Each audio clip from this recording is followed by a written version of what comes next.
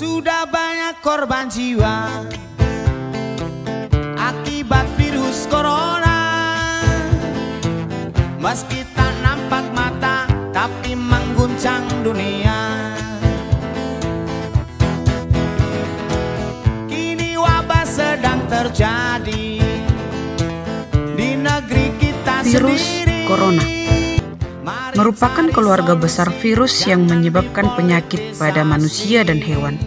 Coronavirus jenis baru yang ditemukan pada manusia sejak kejadian luar biasa muncul di Cina pada Desember 2019. Kemudian diberi nama SARS-CoV-2 dan menyebabkan penyakit coronavirus disease 2019. 7 virus corona yang dapat menginfeksi manusia, 229E, NL63, OC, HKU1, MERS coronavirus, SARS coronavirus, SARS coronavirus 2. Mari kita bahas tentang faktor resiko infeksi COVID. Semua orang dapat terinfeksi COVID, terutama bagi bayi, anak kecil, dan orang yang memiliki kekebalan tubuh yang lemah sangatlah rentan terhadap virus ini. Juga orang yang berusia di atas 65 tahun dan memiliki riwayat penyakit lainnya yang dapat mempermudah virus untuk masuk ke dalam tubuh seseorang. Lalu, apa penyebab infeksi COVID? Nah, kebanyakan virus ini menyebar melalui pertama, percikan air liur pengidap, dapat melalui batuk dan juga bersin. Yang kedua, sentuhan fisik dan kontak langsung dengan benda yang telah disentuh si penderita. Dan yang ketiga, dapat menyebar melalui tinja ataupun fases, meskipun kasus tersebut jarang terjadi, tapi tidak menutup kemungkinan. Virus ini mulanya menyebar dari hewan ke manusia, namun sekarang dapat terjadi dari manusia ke manusia. Rata-rata, gejalanya muncul antara 2-14 hari setelah virus tersebut masuk ke dalam tubuh seseorang. Gejala infeksi coronavirus. Virus corona bisa menimbulkan beragam gejala pada pengidapnya. Gejala yang muncul ini bergantung pada jenis virus yang menyerang dan seberapa serius infeksi yang terjadi. Berikut ini klasifikasi tingkat keparahan kasus COVID-19. 1. Tanpa gejala, uji PCR positif tanpa ada tanda dan gejala klinis.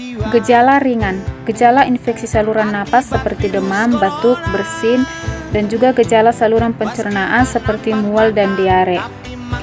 Gejala sedang, tanda klinis pneumonia, demam, batuk, dan disertai dengan auskultasi paru tanpa distres napas atau hipoksemia. Gejala berat, tanda klinis pneumonia berat, adanya tanda dan gejala bahaya umum seperti kejang, penurunan kesadaran.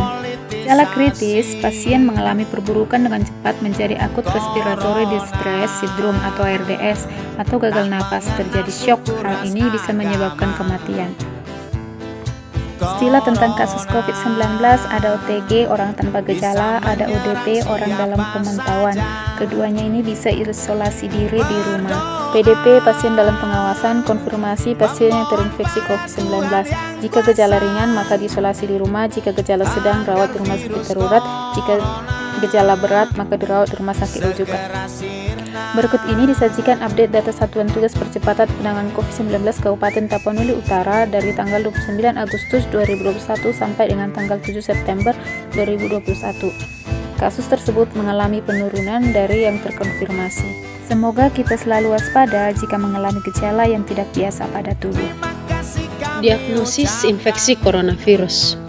Untuk mendiagnosis infeksi virus corona, dokter akan mengawali dengan amnesis atau wawancara medis. Dokter akan menanyakan gejala atau keluhan yang dialami. Selain itu, dokter juga akan melakukan pemeriksaan fisik dan pemeriksaan darah untuk membantu menegakkan diagnosis. Dokter mungkin juga akan melakukan tes dahak, mengambil sampel dari tenggorokan atau spesimen pernapasan lainnya. Sementara itu, untuk kasus yang diduga infeksi novel coronavirus, dokter akan melakukan swab tenggorokan, DPL, fungsi hepar, fungsi ginjal, dan VCT atau CRP. Komplikasi infeksi coronavirus. Virus corona yang menyebabkan penyakit SARS bisa menimbulkan komplikasi pneumonia dan masalah pernapasan parah lainnya bila tak ditangani dengan cepat dan tepat. Selain itu, SARS juga bisa menyebabkan kegagalan pernapasan, gagal jantung, hati, dan kematian. Hampir sama dengan SARS, novel coronavirus juga bisa menimbulkan komplikasi yang serius. Infeksi virus ini bisa menyebabkan pneumonia, sindrom pernapasan akut, gagal ginjal, bahkan kematian. Sudah banyak korban jiwa akibat virus corona. 7 cara cegah penularan COVID-19.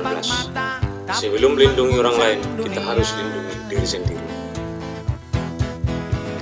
Minimalkan resiko terinfeksi virus corona dengan cara rajin cuci tangan, Di negeri kita sendiri, batuk atau bersin pada siku yang terlibat, mari cari solusi. Jangan gunakan masker, hindari menyentuh mata, hidung, dan mulut, tak mengenal suku, ras, agama. hindari berada di tempat-tempat yang ramai, Bisa hindari kontak dekat dengan orang sakit, bersihkan permukaan dan benda-benda yang sering disentuh dengan disinfektan.